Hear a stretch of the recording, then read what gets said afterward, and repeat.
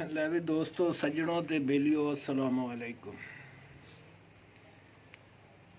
ਉਮੀਦ ਹੈ ਕਿ ਤੁਸੀਂ ਖੁਸ਼ ਖੁਰਮ ਹੋਵੋਗੇ। ਦੁਆ ਹੈ ਕਿ ਅੱਲਾਹ ਤਬਾਰਕ ਤਾਲਾ ਸਭ ਦੇ ਉੱਤੇ ਆਪਣਾ ਕਰਮ ਫਰਮਾਏ। ਅੱਜ ਦੀ ਕਹਾਣੀ ਔਰ ਅੱਜ ਦੇ ਕਿੱਸੇ ਦਾ ਉਨਵਾਨ ਹੈ ਇੱਕ ਜ਼ਾਲਮ ਬਾਦਸ਼ਾਹ। ਪੁਰਾਣੇ ਜ਼ਮਾਨੇ ਦੀ ਗੱਲ ਹੈ ਕਿ ਇੱਕ ਬਾਦਸ਼ਾਹ ਸੀ, ਉਹ ਬੜਾ ਜ਼ਾਲਮ ਸੀ ਤੇ ਜ਼ੁਲਮ ਦਾ ਸ਼ਿਕਾਰ ਲੜਕੀਆਂ ਸੀ। ਉਹ ਇਤਨਾ ਕੁ ਗੁੰਮਰਾਹ ਹੋ ਚੁੱਕਿਆ ਸੀ ਕਿ ਹਰ ਨੌ ਉਮਰ ਲੜਕੀਆਂ ਨੂੰ ਆਪਣੇ ਵਜ਼ੀਰਾਂ ਮਸ਼ੀਰਾਂ ਨੂੰ ਕਹਿੰਦਾ ਸੀ ਪੇਸ਼ ਕਰੋ। ਉਹ ਪੇਸ਼ ਕਰਦੇ ਸੀ ਤੇ ਉਹਨਾਂ ਲੜਕੀਆਂ ਦੇ ਨਾਲ ਜ਼ੁਲਮੋ ਜ਼ਿਆਦਤੀ ਕਰਦਾ ਸੀ। ਉਸ ਤੋਂ ਬਾਅਦ ਉਹਨਾਂ ਦੇ ਜਿਸਮ ਨੂੰ ਅੱਗ ਦੇ ਨਾਲ ਦਾਗਦਾ ਸੀ। ਜਿਹੜੀਆਂ ਲੜਕੀਆਂ ਇਨਕਾਰ ਕਰਦੀਆਂ ਸੀ ਜਾਂ ਖੌਫ ਖਾਂਦੀਆਂ ਸੀ, ਓਨਾ ਹੀ ਉਹਨਾਂ 'ਤੇ ਜ਼ਿਆਦਾ ਜ਼ੁਲਮ ਕਰਦਾ ਸੀ ਤੇ ਓਨਾ ਹੀ ਉਹ ਖੁਸ਼ ਹੁੰਦਾ ਸੀ। ਉਹਨਾਂ ਦੀ ਮਜਬੂਰੀ ਤੋਂ, ਉਹਨਾਂ ਦੀ ਦਹਿਸ਼ਤ ਤੋਂ, ਦਹਿਸ਼ਤ ਨੂੰ ਦੇਖ ਕੇ ਤੇ ਉਹ ਖੁਸ਼ ਹੁੰਦਾ ਸੀ। ਜ਼ੁਲਮ ਕਰਦਿਆਂ ਕਰਦਿਆਂ ਅਰਸਾ ਗੁਜ਼ਰ ਗਿਆ। ਕੋਈ ਸ਼ਹਿਰ ਦੇ ਵਿੱਚ ਜਾਂ ਦੀਗਰ ਨੇੜੇ ਨੇੜੇ ਬੱਚੀਆਂ ਨਾ ਛੱਡੀਆਂ, ਉਹਦੇ ਗੁਲਾਮ ਨੌਕਰ ਜਿਹੜੇ ਸੀ ਉਹਨਾਂ ਨੂੰ ਹੁਕਮ ਦਿੰਦਾ ਸੀ ਕਿ ਤਲਾਸ਼ ਕਰਕੇ ਲਿਆਇਆ ਕਰੋ। ਆਖਰਕਾਰ ਦੂਰ ਦਰਾਜ਼ ਦੇ ਸਫ਼ਰ ਕਰਕੇ ਉਹ ਜਾ ਕੇ ਲੜਕੀਆਂ ਤਲਾਸ਼ ਕਰਕੇ ਲਿਆਉਂਦੇ, ਲੇਕਿਨ ਉਹ ਜ਼ੁਲਮ ਤੋਂ ਬਾਜ਼ ਨਾ ਆਇਆ।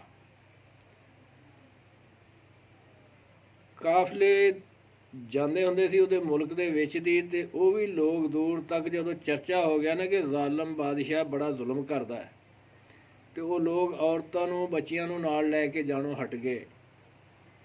ਅਗਰ ਕਿਸੇ ਦੇ ਨਾਲ ਕੋਈ ਔਰਤਾਂ ਹੁੰਦੀਆਂ ਤੇ ਉਹਦਾ ਮੁਲਕ ਛੱਡ ਕੇ, ਉਹਦੀ ਸਰਹੱਦ ਛੱਡ ਕੇ ਉਹ ਸਫ਼ਰ ਕਰਦੇ ਸੀ ਤਾਂ ਕਿ ਸਾਡੇ ਨਾਲ ਜਾਣ ਵਾਲੀਆਂ ਬੱਚੀਆਂ ਜਿਹੜੀਆਂ ਉਹਦੇ ਜ਼ੁਲਮ ਦਾ ਸ਼ਿਕਾਰ ਨਾ ਹੋ ਜਾਣ,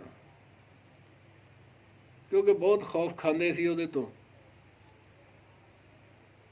ਕੁਦਰਤ ਰੱਬ ਦੀ ਹਰ ਅਰੂਜ ਨੂੰ ਜ਼ਵਾਲ ਹੈ ਕਿ ਫਿਰ ਜ਼ੁਲਮ ਦਾ ਅਰੂਜ ਜਦੋਂ ਉਹਦਾ ਹੱਦ ਤੋਂ ਜ਼ਿਆਦਾ ਵੱਧ ਗਿਆ ਤੇ ਉਹਦੇ ਮੁਲਕ ਦਾ ਹਰ ਬਾਸ਼ਿੰਦਾ ਜਾਣਦਾ ਸੀ ਕਿ ਬਾਦਸ਼ਾਹ ਜਿਹੜਾ ਆ ਉਹਨੂੰ, ਉਹਦੇ ਸਿਪਾਹੀ ਜਿਹੜੇ ਆ ਉਹ ਬੱਚੀਆਂ ਲਿਆ ਕੇ ਲੜਕੀਆਂ ਜਦੋਂ ਪੇਸ਼ ਕਰਦੇ ਆ ਤਾਂ ਉਹਨਾਂ ਨੂੰ ਇਨਾਮੋ ਇਕਰਾਮ ਦਿੰਦਾ। ਤੋ ਇੱਕ ਅੱਲਾ ਦਾ ਬੰਦਾ, ਬਰਗਜ਼ੀਦਾ ਅੱਲਾ ਦਾ ਵਲੀ, ਉਹਨਾਂ ਦੇ ਨਾਲ ਇੱਕ ਬੀਬੀ ਸੀ, ਉਹਨਾਂ ਨੂੰ ਨਾਲ ਲੈ ਕੇ ਸਫ਼ਰ ਕਰਦਾ ਪਿਆ ਉਸ ਮੁਲਕ ਦੇ ਵਿੱਚ ਦੀ। ਜਦੋਂ ਜਾਂਦਿਆਂ ਹੋਇਆਂ ਉਹਨੂੰ ਦੇਖਿਆ ਤੇ ਇੱਕ ਫਕੀਰ ਰਸਤੇ ਦੇ ਵਿੱਚ ਨਾ ਦਰਖਤ ਦੇ ਥੱਲੇ ਬੈਠਾ। ਉਸ ਫਕੀਰ ਨੇ ਜਦੋਂ ਦੇਖਿਆ ਤੇ ਉਹਨੇ ਦੂਰੋਂ ਦੇਖ ਕੇ ਕਿਆਫਾ ਲਾ ਲਿਆ ਵੀ ਆ ਜਿਹੜਾ ਬੰਦਾ ਹੁੰਦਾ ਇਹਦੇ ਨਾਲ ਲੜਕੀ ਆ। ਸਾਰੀ ਜ਼ਿੰਦਗੀ ਮੈਨੂੰ ਮੰਗਦਿਆਂ ਲੰਘ ਗਈ, ਹੋਵੇ ਨਾ ਤਾਂ ਮੈਂ ਇਹਨੂੰ ਵਰਗਲਾ ਕੇ ਕਿਸੇ ਤਰੀਕੇ ਨਾਲ ਇਹ ਲੜਕੀ ਨੂੰ ਬਾਦਸ਼ਾਹ ਦੇ ਪੇਸ਼ ਕਰ ਦਿਆਂ, ਬਾਦਸ਼ਾਹ ਦੇ ਸਿਪਾਹੀਆਂ ਤੋਂ ਬਚ ਕੇ, ਤੇ ਮੈਨੂੰ ਇਨਾਮੋ ਇਕਰਾਮ ਮਿਲੂਗਾ, ਚਲੋ ਮੇਰੇ ਵੀ ਜ਼ਿੰਦਗੀ ਚੰਗੀ ਗੁਜ਼ਰ ਜਾਊਗੀ। ਇਹ ਉਹਨੇ ਨੀਅਤ ਕੀਤੀ ਤੇ ਇੰਤਜ਼ਾਰ ਕਰਨ ਲੱਗ ਪਿਆ। ਜਦੋਂ ਉਹ ਕਰੀਬ ਆਏ ਨਾ ਤੇ ਉਹਦੇ ਦਿਲ 'ਚ ਬੁਰਾ ਖਿਆਲ ਸੀ। ਉਹਨੇ ਜਦੋਂ ਕਦਮ ਚੁੱਕਿਆ ਅੱਗੇ ਨੂੰ ਤੇ ਕੁਦਰਤ ਅੱਲਾ ਦੀ ਉਹਦੇ ਪਿੱਛੋਂ ਆ ਕੇ ਸੱਪ ਨੇ ਡੰਗ ਮਾਰ ਦਿੱਤਾ। ਉਸ ਫਕੀਰ ਦੇ ਜਦੋਂ ਪੈਰ 'ਤੇ ਡੰਗ ਮਾਰਿਆ ਤੇ ਫਕੀਰ ਤੜਪ ਕੇ ਡਿੱਗਿਆ ਤੇ ਨਾਲ ਹੀ ਚੀਕਾਂ ਮਾਰਨ ਲੱਗ ਪਿਆ। ਤੇ ਉਹ ਦਰਵੇਸ਼ ਅੱਲਾ ਦਾ ਬੰਦਾ ਜਿਹੜਾ ਉਸ ਲੜਕੀ ਦੇ ਨਾਲ ਜਾ ਰਿਹਾ ਸੀ, ਉਹਨੇ ਜਦੋਂ ਦੇਖਿਆ ਦੌੜ ਕੇ ਆਇਆ। ਆ ਕੇ ਉਹਨੇ ਉਹਦੀ ਖਬਰ ਲਈ ਤੇ ਸੱਪ ਜਾਂਦਾ ਵੇਖ ਲਿਆ। ਪੁੱਛਿਆ ਕੀ ਹੋਇਆ? ਕਹਿੰਦਾ ਜੀ ਮੈਨੂੰ ਸੱਪ ਲੜ ਗਿਆ।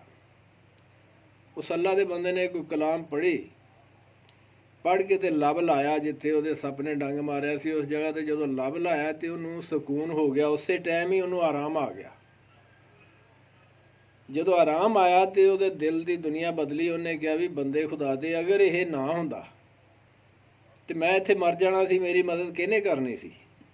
ਲਿਹਾਜ਼ਾ ਇਹਨੇ ਮੇਰੇ ਨਾਲ ਭਲਾਈ ਕੀਤੀ ਹੈ ਤੇ ਮੈਂ ਇਹਦੇ ਨਾਲ ਜ਼ੁਲਮ ਨਾ ਕਰਾਂ, ਬਲਕਿ ਇਹਨੂੰ ਮੈਂ ਦੱਸ ਦਿਆਂ ਕਿ ਜਿਹੜੇ ਰਸਤੇ ਜਾ ਰਿਹਾ ਅੱਗੇ ਬਾਦਸ਼ਾਹ ਦੇ ਸਿਪਾਹੀ ਬੈਠੇ ਆ, ਉਹ ਦਿਲ 'ਚ ਖਿਆਲ ਆਇਆ, ਉਹਨੇ ਫਿਰ ਭਲਾਈ ਦਾ ਖਿਆਲ ਕੀਤਾ ਤੇ ਉਹਨੂੰ ਸਾਰਾ ਵਾਕਿਆ ਸੁਣਾਇਆ ਕਿ ਇੱਥੋਂ ਦਾ ਜਿਹੜਾ ਬਾਦਸ਼ਾਹ ਉਹ ਜ਼ਾਲਮ ਆ ਤੇ ਆਹ ਹਸ਼ਰ ਕਰਦਾ ਜਵਾਨ ਲੜਕੀਆਂ ਦੇ ਨਾਲ,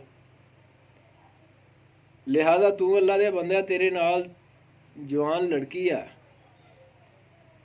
ਤੇ ਤੂੰ ਇਹਨੂੰ ਨਾਲ ਲੈ ਕੇ ਜਾ ਰਿਹਾ, ਤੂੰ ਇੱਦਾਂ ਕਰ ਵੀ ਰਸਤਾ ਬਦਲ ਲਾ, ਅੱਗੇ ਜਾਏਗਾ ਸਿਪਾਹੀ ਬੈਠੇ ਆ, ਮੇਰੇ ਦਿਲ 'ਚ ਖਿਆਲ ਆਇਆ ਸੀ ਤੇ ਮੇਰੇ ਨਾਲ ਆ ਵਾਕਿਆ ਹੋ ਗਿਆ, ਤੂੰ ਹੈ ਸੀ, ਮੇਰਾ ਇਲਾਜ ਕੀਤਾ, ਅੱਲਾ ਨੇ ਮੈਨੂੰ ਸ਼ਿਫਾ ਦੇ ਦਿੱਤੀ, ਲਿਹਾਜ਼ਾ ਉਹਨਾਂ ਨੇ ਤੈਨੂੰ ਨਹੀਂ ਛੱਡਣਾ, ਅੱਗੇ ਜਦੋਂ ਜਾਏਗਾ ਉਹਨਾਂ ਨੇ ਗ੍ਰਿਫਤਾਰ ਕਰ ਲੈਣਾ ਤੈਨੂੰ ਤੇ ਇਸ ਲੜਕੀ ਨੂੰ ਬਾਦਸ਼ਾਹ ਦੇ ਪੇਸ਼ ਕਰ ਦੇਣਾ ਤੇ ਉਹਨੇ ਇੱਜ਼ਤ ਤੋਂ ਇਹਦੀ ਜਿਹੜੀ ਆ ਇੱਜ਼ਤ ਤੋਂ ਨਾਮੋਸ਼ ਜਿਹੜੀ ਆ ਮਿੱਟੀ 'ਚ ਰੋਲ ਦੇਣੀ ਆ। ਲਿਹਾਜ਼ਾ ਤੈਨੂੰ ਮੈਂ ਇਤਲਾਹ ਦਿੰਦਾ ਕਿ ਤੂੰ ਇਹ ਰਸਤਾ ਛੱਡ ਕੇ ਨਾ ਹੋਰ ਰਸਤੇ ਚਲਿਆ ਜਾ। ਉਸ ਅੱਲਾ ਦੇ ਬੰਦੇ ਨੇ ਆਖਿਆ ਕਿ ਉਹਨੇ ਅੰਦਾਜ਼ਾ ਲਾਇਆ ਕਿ ਅੱਲਾ ਤਬਾਰਕ ਤਾਲਾ ਮੇਰੀ ਮਦਦ ਕਰ ਰਿਹਾ। ਜਦੋਂ ਇੱਕ ਬੰਦੇ ਦੇ ਦਿਲ ਦੇ ਵਿੱਚ ਖਿਆਲ ਆਉਣ ਦੇ ਨਾਲ ਅੱਲਾ ਤਬਾਰਕ ਤਾਲਾ ਨੇ ਮੇਰੀ ਇੱਜ਼ਤ ਬਚਾ ਲਈ, ਅਗਵਾਰਾ ਨਹੀਂ ਕੀਤਾ, ਇਹਨੂੰ ਸੱਪ ਲੜਿਆ ਤੇ ਗਾਂ ਵੀ ਮੇਰੀ ਇੱਜ਼ਤ ਦਾ ਮੁਹਾਫਿਜ਼ ਉਹ ਅੱਲਾ ਕਰੀਮ ਹੈ। ਲਿਹਾਜ਼ਾ ਹੋਵੇ ਨਾ ਤੇ ਉਸ ਬੰਦੇ ਨੂੰ ਕਹਿਣ ਲੱਗੇ ਫਕੀਰ ਨੂੰ, ਅੱਲਾ ਦੇ ਵਲੀ ਨੇ ਆਖਿਆ ਕਿ ਮੈਂ ਜਾਣਾ ਤਾਂ ਇਸੇ ਰਸਤੇ ਆ, ਅਗਰ ਹੋ ਸਕਿਆ ਤੇ ਮੈਂ ਇਸ ਜ਼ੁਲਮ ਤੋਂ ਬਾਦਸ਼ਾਹ ਨੂੰ ਰੋਕਾਂਗਾ, ਚਾਹੇ ਮੇਰੀ ਜਾਨ ਹੀ ਚਲੀ ਜਾਏ, ਲਿਹਾਜ਼ਾ ਮੈਂ ਵਾਪਸ ਨਹੀਂ ਜਾਣਾ, ਜਾਵਾਂਗਾ ਇਸੇ ਰਸਤੇ, ਜਿਹੜੀ ਅੱਲਾ ਨੇ ਲਿਖੀ ਆ ਹੋ ਕੇ ਰਹਿਣੀ ਹੈ, ਲੇਕਿਨ ਮੈਂ ਜ਼ੁਲਮ ਦਾ ਮੁਕਾਬਲਾ ਕਰਾਂਗਾ। ਉਹਨੇ ਕਿਹਾ ਠੀਕ ਹੈ ਤੁਹਾਡੀ ਮਰਜ਼ੀ।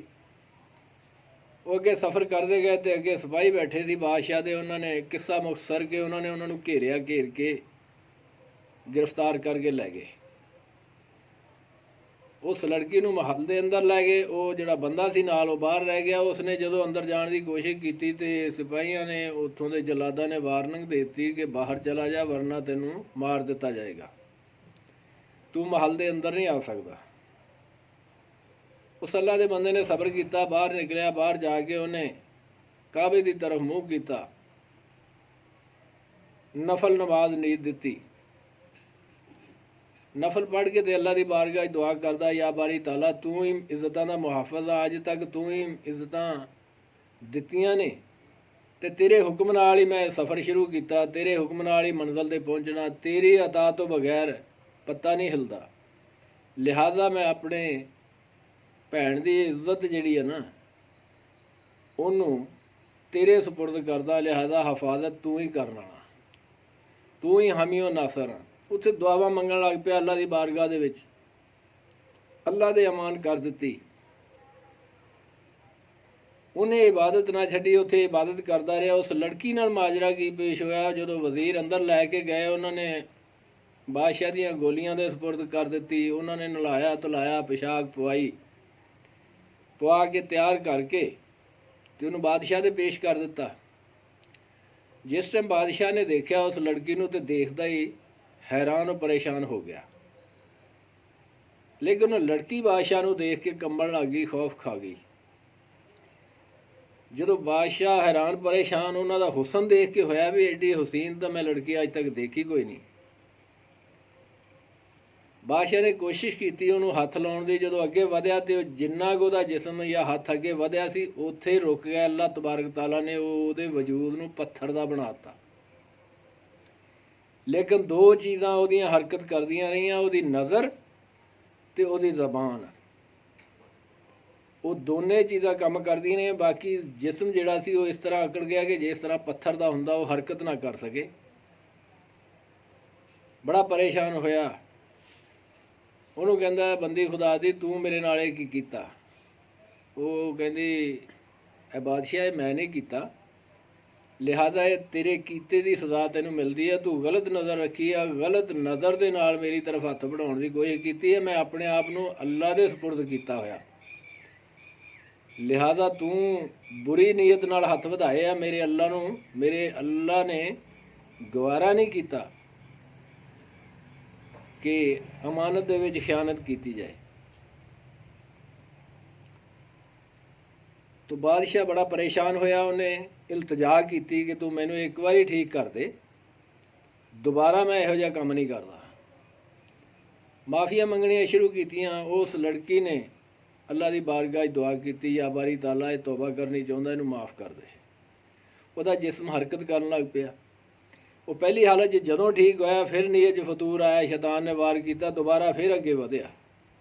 ਜਦੋਂ ਦੁਬਾਰਾ ਅੱਗੇ ਵਧਿਆ ਤੇ ਸ਼ਾਨ ਅੱਲਾਹ ਪਾਕ ਦੀ ਦੇਖੋ ਕਿ ਉਹ ਦੁਬਾਰਾ ਉਹਦਾ ਜਿਸਮ ਜਿਹੜਾ ਸੀ ਉਸੇ ਤਰ੍ਹਾਂ ਆਕੜ ਗਿਆ, ਪੱਥਰ ਦਾ ਬਣ ਗਿਆ। ਜ਼ੁਬਾਨ ਔਰ ਨਜ਼ਰ ਜਿਹੜੀ ਇਹ ਹਰਕਤ ਦੇ ਵਿੱਚ ਰਹਿ ਗਈਆਂ। ਜਦੋਂ ਇਹ ਮਾਮਲਾ ਪੇਸ਼ ਹੋਇਆ ਤਾਂ ਫਿਰ ਉਹਨੇ ਮਿੰਨਤਾਂ ਕਰਨੀਆਂ ਸ਼ੁਰੂ ਕਰ ਦਿੱਤੀਆਂ। ਲਿਹਾਜ਼ਾ ਉਸ ਲੜਕੀ ਨੇ ਅੱਗੋਂ ਜਵਾਬ ਇਹ ਦਿੱਤਾ ਗਿਆ, ਬੰਦੇ ਖੁਦਾ ਦੇ, ਤੈਨੂੰ ਇੱਕ ਦਫਾ ਮਾफ़ ਕਰ ਦਿੱਤਾ, ਲਿਹਾਜ਼ਾ ਤੂੰ ਦੁਬਾਰਾ ਹਰਕਤ ਕੀਤੀ ਆ। ਇਹ ਮੋਮਨ ਇੱਕ ਸੁਰਾਖ ਤੋਂ ਦੁਬਾਰਾ ਡੰਗਿਆ ਨਹੀਂ ਜਾਂਦਾ, ਲਿਹਾਜ਼ਾ ਤੂੰ ਇਸੇ ਹਾਲਤ 'ਚ ਠੀਕ ਆ। ਉਹਨੂੰ ਉਸੇ ਹਾਲਤ ਦੇ ਵਿੱਚ ਛੱਡ ਕੇ ਬਾਹਰ ਚਲੀ ਗਈ ਮਹੱਲ ਤੋਂ। ਉਸ ਆਪਣੇ ਭਾਈ ਦੇ ਕੋਲ ਪਹੁੰਚੀ, ਅੱਗੇ ਜਾ ਕੇ ਦੇਖਿਆ ਤੇ ਉਹ ਅੱਲਾ ਦੀ ਬਾਰਗਾਹ ਸਜਦੇ 'ਚ ਸਿਰ ਰੱਖ ਕੇ ਪਿਆ ਸੀ, ਰੋ ਰਿਹਾ ਸੀ ਵੀ ਯਾ ਅੱਲਾ, ਮੇਰੀ ਇੱਜ਼ਤ ਦਾ ਮੁਹਾਫਿਜ਼ ਤੂੰ ਹੀ ਆ। ਜਦੋਂ ਬੀਬੀ ਨੇ ਜਾ ਕੇ ਆਪਣੇ ਭਾਈ ਨੂੰ ਆਵਾਜ਼ ਦਿੱਤੀ, ਉਹਨੇ ਸਜਦੇ 'ਚੋਂ ਸਿਰ ਚੁੱਕਿਆ ਤੇ ਪੁੱਛਿਆ, ਬੀਬੀ ਸੁਣਾ, ਤੇਰੇ ਨਾਲ ਕੀ ਮਾਮਲਾ ਪੇਸ਼ ਆਇਆ? ਉਹ ਕਹਿੰਦੀ ਕਿ ਮੇਰੇ ਨਾਲ ਅੱਲਾਹ ਤਬਾਰਕ ਤਾਲਾ ਨੇ ਮੈਨੂੰ ਸ਼ੈਤਾਨ ਦੇ ਵਾਰ ਤੋਂ ਬਚਾ ਲਿਆ, ਮੈਂ ਅਮਨ ਅਮਾਨ ਠੀਕ ਹਾਂ। ਜਦੋਂ ਇੰਨੀ ਗੱਲ ਸੁਣੀ ਤਾਂ ਅੱਲਾਹ ਦੇ ਵਲੀ ਨੇ ਦੁਬਾਰਾ ਸਜਦੇ 'ਚ ਸਿਰ ਰੱਖਿਆ, ਅੱਲਾਹ ਦਾ ਸ਼ੁਕਰ ਅਦਾ ਕੀਤਾ, ਸ਼ੁਕਰਾਨੇ ਦੇ ਨਫਲ ਪੜ੍ਹੇ। ਨਫਲ ਪੜ੍ਹ ਕੇ ਤੇ ਦੁਆ ਕਰ ਰਿਹਾ। ਉਹਨੇ ਚਿਰ ਨੂੰ ਬਾਦਸ਼ਾਹ ਦੇ ਸਿਪਾਹੀ ਉਹਨਾਂ ਨੇ ਦੇਖਿਆ ਬਾਦਸ਼ਾਹ ਦੀ ਹੁਣ ਜ਼ਬਾਨ ਹਰਕਤ ਕਰਦੀ ਸੀ ਤੇ ਨਜ਼ਰ ਜਿਹੜੀ ਆ ਅੱਖ ਹਰਕਤ ਕਰਦੀ ਸੀ, ਬਾਕੀ ਜਿਸਮ ਜਿਹੜਾ ਉਹਦਾ ਆਕੜ ਗਿਆ ਹੋਇਆ ਸੀ। ਉਹ ਇੱਕੋ ਜਗ੍ਹਾ 'ਤੇ ਆਕੜਿਆ ਖੜਾ ਤੇ ਉਹ ਦੁਹਾਈਆਂ ਪਾਉਂਦਾ, ਕੋਈ ਹੈ ਸੁਣਦਾ ਗਿਣਦਾ, ਮੇਰੀ ਆ ਕੇ ਗੱਲ ਸੁਣੋ। ਉਹਦੇ ਨੌਕਰ ਚਾਕਰ ਪਹੁੰਚੇ, ਜਾ ਕੇ ਦੇਖਿਆ ਤੇ ਉਹ ਬਾਦਸ਼ਾਹ ਆਕੜਿਆ ਖੜਾ। ਤੈਨੂੰ ਕੀ ਹੋਇਆ? ਕਹਿੰਦਾ ਜੀ ਮੈਨੂੰ ਉਸ ਲੜਕੀ ਦੀ ਵਜ੍ਹਾ ਤੋਂ ਮੈਨੂੰ ਮੇਰਾ ਵਜੂਦ ਅਕੜ ਗਿਆ, ਪੱਥਰ ਦਾ ਬਣ ਗਿਆ, ਲਿਹਾਜ਼ਾ ਮੈਂ ਮਾफ़ੀ ਮੰਗਣੀ ਚਾਹੁੰਦਾ, ਤੋਬਾ ਕਰਨੀ ਚਾਹੁੰਦਾ। ਉਹਨੇ ਮੈਨੂੰ ਮਾफ़ ਨਹੀਂ ਕੀਤਾ, ਉਹ ਚਲੀ ਗਈ ਆ। ਉਸ ਦੇ ਨਾਲ ਕੋਈ ਜਿਹੜਾ ਬੰਦਾ ਉਹਨੂੰ ਲੈ ਕੇ ਆਓ, ਮੈਂ ਉਹਦੇ ਹੱਥ 'ਤੇ ਤੋਬਾ ਕਰਾਂ। ਤੋ ਨੌਕਰ ਚਾਕਰ ਪਹੁੰਚੇ ਅੱਗੇ। ਉਹ ਅੱਲਾ ਦਾ ਬੰਦਾ ਜਿਹੜਾ ਵਲੀ ਸੀ, ਉਹ ਅੱਲਾ ਦੀ ਇਬਾਦਤ ਕਰਨ ਤੋਂ ਬਾਅਦ, ਨਫਲ ਪੜ੍ਹਨੇ ਤੋਂ ਬਾਅਦ ਦੁਆ ਮੰਗ ਰਿਹਾ ਸੀ। ਉਹਨੇ ਦੁਆ ਮੰਗ ਕੇ ਹਟਿਆ ਤੇ ਉਹਨਾਂ ਨੇ ਕਿਹਾ ਤੈਨੂੰ ਬਾਦਸ਼ਾਹ ਸੱਦਾ। ਉਹ ਕਹਿੰਦਾ ਮੈਨੂੰ ਮਾफ़ ਕਰ ਦਿਓ, ਮੈਂ ਤੋਬਾ ਕਰਨੀ ਚਾਹੁੰਦਾ। ਉਹ ਰਹਿਮ ਦਿਲ ਸੀ। ਉਹਨਾਂ ਦੇ ਨਾਲ ਅੱਗੇ ਆਏ, ਬਾਦਸ਼ਾਹ ਦੇ ਕੋਲ ਜਦੋਂ ਪਹੁੰਚੇ ਦੇਖਿਆ ਬਾਦਸ਼ਾਹ ਅਕੜਿਆ ਖੜਿਆ। ਬਾਦਸ਼ਾਹ ਨੇ ਅਰਜ਼ ਕੀਤੀ ਵੀ ਇਹ ਬੰਦੇ ਖੁਦਾ ਮੈਨੂੰ ਇੱਕ ਦਫਾ ਮਾफ़ ਕਰ ਦਿਓ, ਲਿਹਾਜ਼ਾ ਮੈਂ ਅੱਗੇ ਵਾਸਤੇ ਤੋਬਾ ਕਰਦਾ। ਜਿਹੜੇ ਮੈਂ ਗੁਨਾਹ ਕਰ ਬੈਠਾ, ਜਿਨ੍ਹਾਂ ਲੜਕੀਆਂ ਦੇ ਮੈਂ ਜ਼ੁਲਮ ਕਰ ਬੈਠਾ, ਉਹਨਾਂ ਦੀ ਮਾਲੀ ਮਦਦ ਵੀ ਕਰਾਂਗਾ ਔਰ ਮਾफ़ੀ ਵੀ ਮੰਗਾਂਗਾ। ਅੱਗੇ ਵਾਸਤੇ ਤੋਬਾ ਕਰਦਾ ਕਿ ਕਿਸੇ 'ਤੇ ਜ਼ੁਲਮ ਕਰਾਂ। ਜਦੋਂ ਉਹਨੇ ਇਕਰਾਰ ਕੀਤਾ तो अल्लाह के वली ने अल्लाह की बारगाह च हथ उठाए, अल्लाह तबारक ताला की बारगाह दुआ की, या बारी ताला तू बेहतर जानना इस दे कलब नूं, अगर ये दिलों माफ़ी मंगनी चाहता, तौबा करनी चाहता तो तू रहीमो करीम आ, इनू माफ़ कर दे। उस टाइम वह वजूद जिहड़ा सी हरकत च आया तो उस बंदे के कदमां ते डिग गया, मैनू तौबा करा। उस अल्लाह के वली ने उन्होंने तौबा करवाई। अगे वास्ते उन्होंने नसीहत की कि जुल्म छड़ के रहम दिली अख्तियार कर, इस कौम ते रहम खा और इन्हां दी मदद कर। तो वही बादशाह ने काम किया। जिन्हां लड़कियां दे जुल्म कर चुकिया सी उन्हें मालो खजाना उन्होंने तकसीम भी किया, गांव वास्ते तौबा भी की, उन्हां दी इमदाद भी की, उन्हां कोलों माफ़ी भी मंगी। वही बादशाह जाबर और जालम जिहड़ा मशहूर सीगा, मुड़ के दुनिया के उत्ते उस बादशाह दे रहम दिल बादशाह दे चर्चे होने लग पे। तो दुआ है कि अल्लाह तबारक ताला सानू सब नू इहो जे जुल्म तो महफूज रखे। थोड़ी जी कम की गल छोटी जी एंड दे उत्ते नमाज के बारे अर्ज करी दी है रोज़ाना हर वीडियो तो बाद। कुछ अक्सर दोस्तों को देखा जाता कि नमाज के अंदर सजदा अदा करदिया होया जदों सजदे च जाते हैं तो पेशानी पहले जमीन ते रखते हैं, नक जमीन ते लगे या ना लगे। लिहाजा शरत यह है कि पहले नक जमीन ते लगे फिर पेशानी लगे, दोनों चीज़ां जमीन ते चंगी तरह जमीन की सख्ताई नूं महसूस करन ते सजदा अदा हुंदा है। इस चीज़ का ख्याल रखा करो। कम की गल खत्म। अगर मेरी कहानी दोस्तों को चंगी लगी हो तो चैनल को सबसक्राइब करो और शेयर करो, लाइक करो, कमेंट दे विच दसो अगर तुहानूं कहानी पसंद आई है तो इस तो जिस मौजू ते कहानी पसंद आउंदी है उस मौजू ते तुहानूं ਦੁਬਾਰਾ ਤੁਹਾਡੀ ਖਿਦਮਤ 'ਚ ਲੈ ਕੇ ਉਹੋ ਜਿਹੀਆਂ ਕਹਾਣੀਆਂ ਹਾਜ਼ਰ ਹੋਵਾਂਗੇ। ਵੱਸਲਾਮ ਵਾਲੇਕੁਮ।